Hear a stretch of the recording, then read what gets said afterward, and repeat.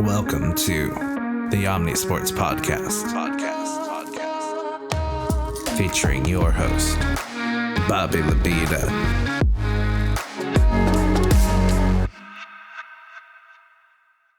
Hello and welcome in everyone to another week of the Omni Sports Podcast. I'm your host Bobby Labita, back for week 28 action. Before we get into the podcast, I have some exciting news. We have a giveaway. That's right, over here, if you are on YouTube, you can see this. We have a framed Anthony Davis picture that will go to the lucky person, well, not lucky, the skilled person who can participate and figure out our first game. I have a word of the day. I will say this word at some point in the podcast, and you have to figure out what that secret word is. First person to guess correctly in the YouTube comments for official entry will win. But I won't tell you the word. Hopefully you will figure it out. But before we get into even more basketball action, let's get into our sponsor this week. And our sponsor this week is the Lotto. And you might be thinking I'm talking about the NBA draft lottery, which I will talk about later. But no, I'm talking about the actual Lotto. Because how beautiful is it to just drop a couple of dollars and imagine how great your life would be if you didn't have to go to work every day, put on pants, listen to the man. No, you could be free.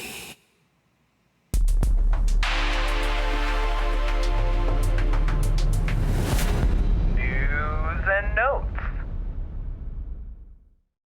First, we're going to talk about the NBA draft lottery, and then we will talk about all of the playoff series that are going on. But first, the NBA draft lottery. So I'm going to tell you picks 14 through 1 and the way that it was read today. So if you're unfamiliar, every year every league has some sort of draft, and the NBA is no different. And for their draft lottery, what they like to do is the worst teams of the league have a higher percentage chance of getting the lowest draft picks, which are good. You want a draft pick that's like 1 or 2, right? You want the early choice, and that's what the NBA is deciding. This is different than the NFL, which just does it purely opposite of draft pick placement in the previous season.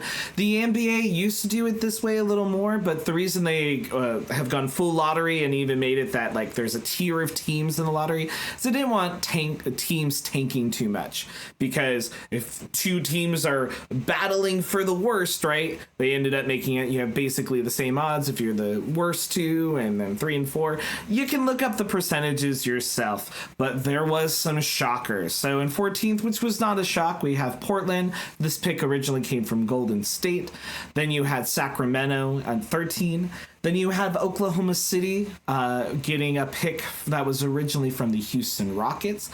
And that's one thing that's really interesting about the NBA draft lottery selection is certain teams find out whether or not they have a draft pick later that year, because certain draft picks were predicated on a trade and predicated in a way that was based off of what the draft pick was, which to explain that a little better, because I feel like I was very convoluted there, is that I can trade you a certain protected draft pick. So I could say I'll protect you a top 4 protected pick. So as long as it's not in the top 4, like, it will become mine. And if it's in the top 4, it stays yours. And you can reverse that. Basically, it's a way to amp up the stakes sometimes in a trade, or make it like, okay, I don't want to make you this pick swap for sure, but there's a chance I might not have to give it up, and as a result, then I won't do that. So we'll talk about that in a second.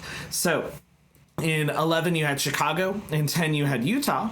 In 9, you had Memphis. In 8, and this is one of those situations, you had the Raptors pick becoming the San Antonio Spurs pick. If it was in the top 6, the Raptors would actually kept their pick, but because it was outside of the top 6, it goes to San Antonio right at 8. So that San Antonio that could have only one pick better could that have gone for you. In 7, you have Portland, which is a shame. This is sad to me. Because 7, 6, and 5 are had terrible records. Portland was 7, and then you had Charlotte was 6, And then you had Detroit getting the 5th pick for the 3rd year in a row. They've gotten the 5th pick 2 years in a row when they've been the worst team. I'm sorry, Detroit. You suck, but just not enough to have it work out in the lottery. Then you have the Spurs with the 4th pick, and that's correct. They have the 4th and 8th pick.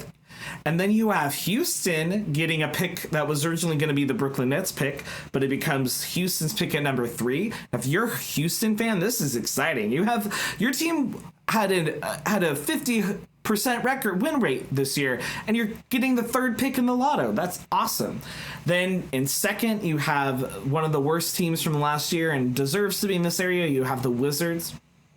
But shocking the whole world, you had the Atlanta Hawks, who had, I think, the 2nd lowest percentage chance of getting this, and they do. So I think this shakes some things for Atlanta, because there's questions whether or not they give up Trae Young or Clint Capella or DeJounte Murray in some trades, or whether or not they trade with the Spurs and Wemby would get something. I don't know. I think it's really interesting, and I feel really bad for Detroit, which is a feeling, unfortunately, I have more in sports than I would like.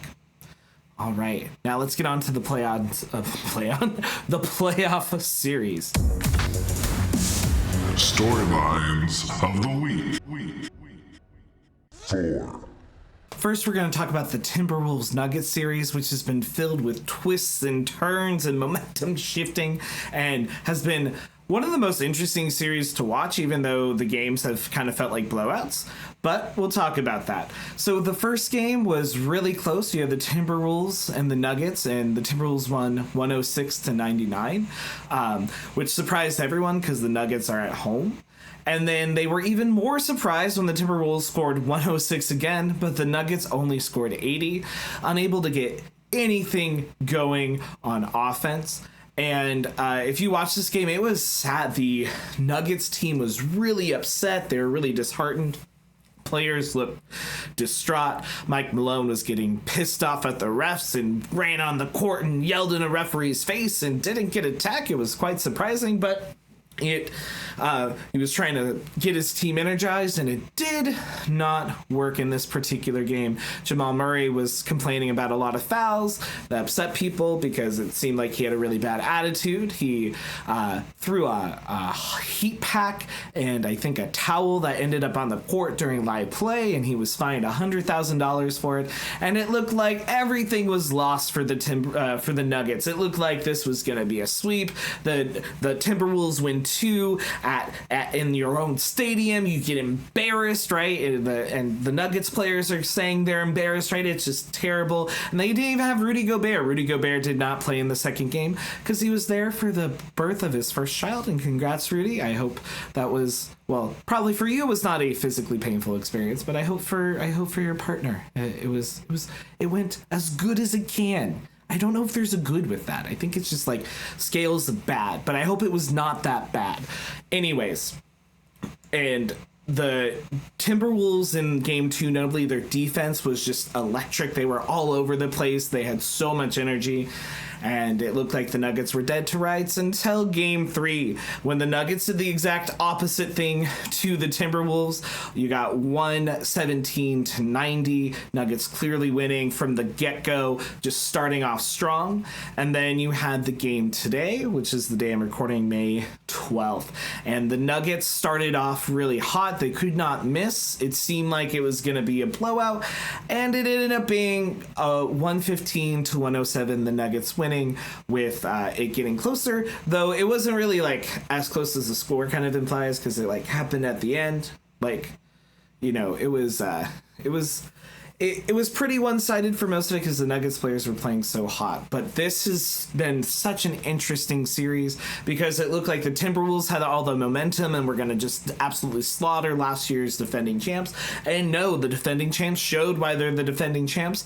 And what a mark of resiliency for a team. Like, what good culture, Nuggets, being down 2-0 and then coming back, not at home, right?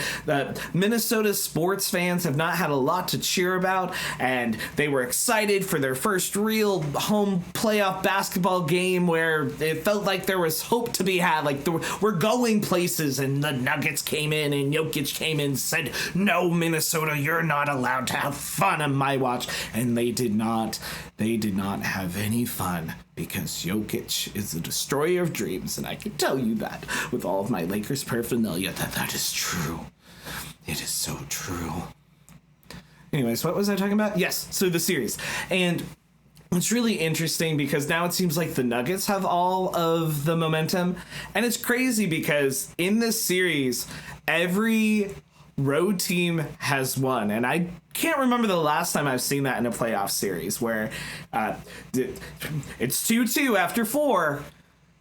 And no home team in this one. They hate their home fans. Wow, come on. If I'm a Nuggets fan and I'm a Timberwolves fan and I paid good money for those seats, I would be upset. But I think it'll be interesting. Originally, I said that this game would go 6.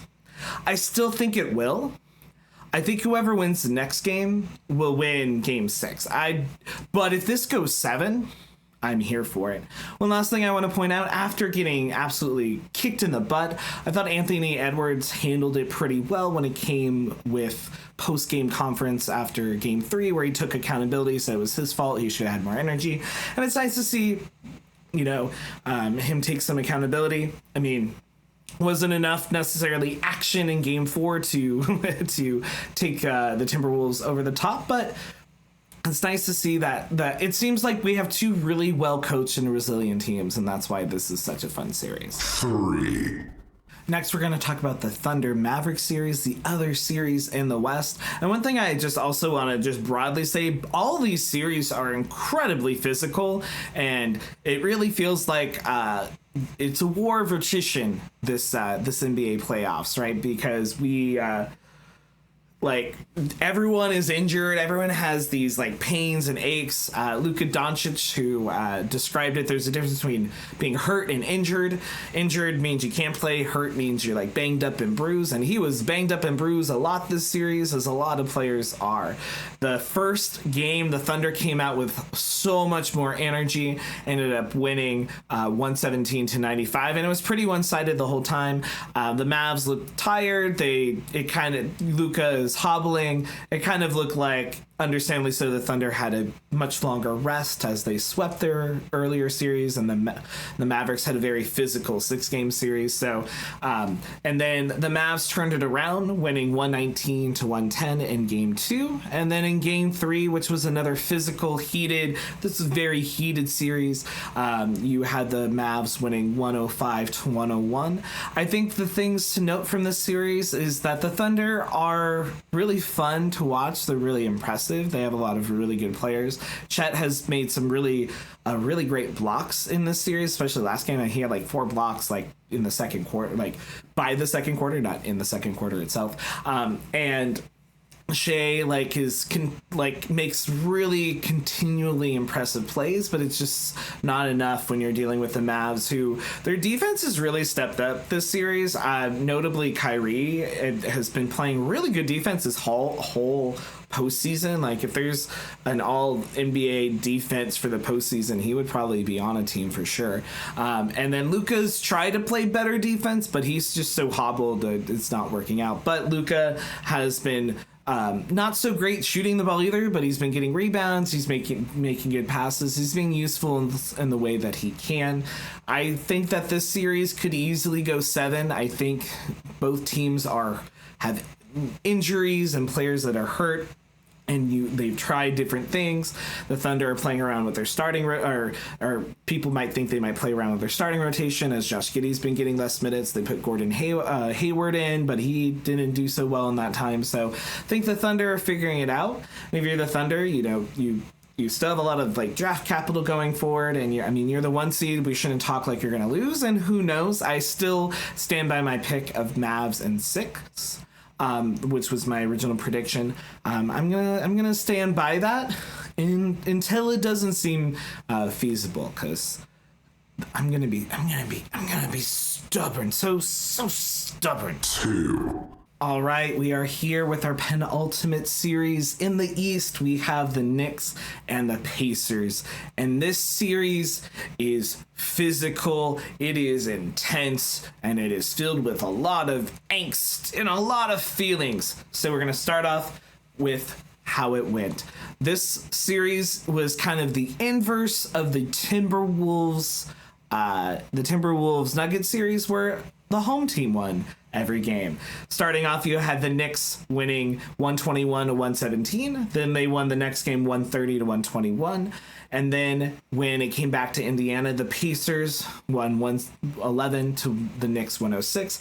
And then in the last game, the Pacers absolutely curb stomped the Knicks 102 to 89. And when I mean curb stomped, I don't think a Knicks player played a starter player. No, they have to have players play. You have to field a team. Bobby, that's how sports work. But anyway, if God, my own joke made me lose my own train of thought. God, it's so hard being so funny. Anyway, the reason it was shocking that the starters were not playing minutes is I think up until that fourth quarter, Josh Hart had played 100 and he only had missed 4 minutes total the whole series. And that's what this series really feels like it's going to come down to. The Knicks are really depleted. OG Anunoby did not play this last game. He's questionable for the next game. And it seems like Jalen Brunson's hurt. Hartenstein has taken some falls, and it just feels like the Knicks are just. JJ Redick described it really great on the broadcast today. It feels like it's a war of attrition almost, right? The Knicks players are slowly. It feels like falling apart. Some people blame their coach Tom Thibodeau, who's very famous for giving his starters an intense amount of minutes. He very often doesn't rest players, right?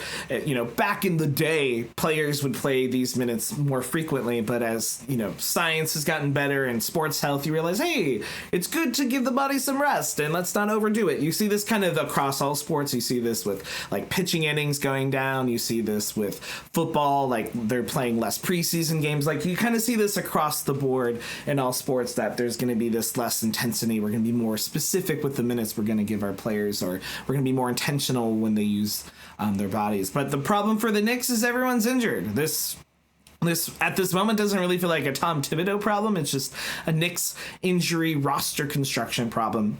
And you kind of have to run everything through Jalen Brunson. And when he's hurt and hobbled like he is right now, you're getting some nice moments from DiVincenzo. You're getting really great play from Josh Hart, but it's just not enough. With the Pacers, I think Halliburton is really rising to the occasion. Nembhard has played really above his pay grade, and good for him. Miles Turner, who I've since December have been saying I think he's a beast. I think he's a great player, and we're seeing that a lot. And it just feels like the Pacers have energy, right? For thinking about this as a war of attrition, right? The Pacers have a lot more resources. They have both youth. They both have the players. They have people that can come off the bench and really get hot and contribute in a way that I don't think the Knicks just have with their depth. And so originally I said this would be Knicks in 5. Obviously, I am wrong with that. If I had to guess, it would be Pacers in 6, which the reason for that is I just think the Knicks' injuries have caught up with them. I think this will kind of wrongly lead to too many conversations about Tom Thibodeau, when it should be more of why did we trade so many assets at the trade deadline. Yes, we got some good players back, but the players that we're really fielding, and minus OG in our starting lineup, were players we already had. So I guess I just I don't know. You would hope to get more returns for those 2-to-1 deals. Anyway, on to the last series. 1. Onto our final series, the Celtics versus the Cavs, which has been really one kind of blowout versus another blowout. That's kind of how this series is, and it's 2-1. Also, I want to toot my own horn in that I said at the beginning of this that there would be no sweeps in this semifinal conference series, and I am right. I said the Celtics in 5, and I still think that will be the outcome. But let's get into what actually happened. First, you had the Celtics beating the Cavs 120 to 95 in the first game. It was just Celtics domination from the beginning.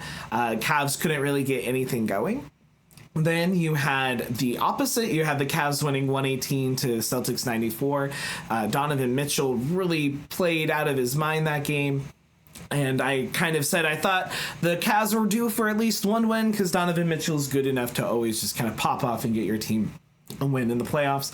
But the last game ended up being 106-93 with the Celtics winning, so the Celtics have the 2-1 lead. Jason Tatum in this game scored 33 points. And a big conversation piece of this week has been Jason Tatum. People felt like he wasn't doing enough the first 2 games for the Celtics. I think there's some validity in that, but I think people are kind of only looking at shooting stats. His shooting was not necessarily the best it's ever been. However, he was playing pretty solid defense. And, the first game, if the Celtics are winning by 25, I don't care. I stand by this. If a team wins by 25, I don't care if their star player scores 0 points. Who cares? You won by why are we going to shit on that player? That makes sense to me. And then in the last game, yeah, the Celtics just look like they had, you lose home court, you get really scared. I still think that the Celtics will continue to pull this out.